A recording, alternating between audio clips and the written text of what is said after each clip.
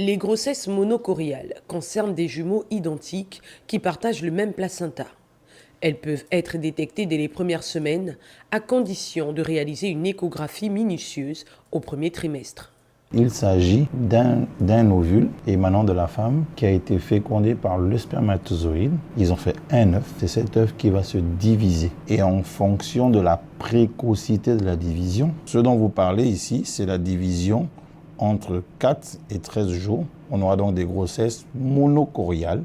Ça veut dire un seul placenta qui aura soit 2 poches ou alors une seule poche dans laquelle se formeront les enfants.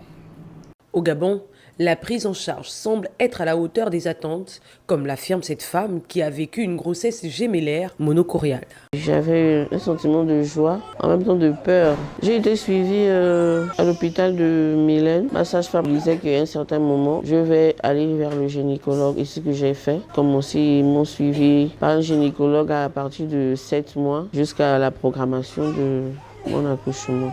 Pour les spécialistes, la formule demeure la même: dépister, surveiller, informer et accompagner chaque maman. C'est une grossesse qui est considérée comme une grossesse à risque. Qui dit grossesse à risque doit être suivi par un gynécologue obstétricien. C'est un suivi qui va se faire tous les mois, voire toutes les 2 semaines. Et il doit débuter très tôt, à 12 semaines, parce qu'il va falloir dépister déjà les problèmes chromosomiques chez les jumeaux. Et au fur et à mesure, identifier également, dépister le syndrome du transfuseur-transfusé, qui est la première complication, la plus redoutée à ce niveau-là.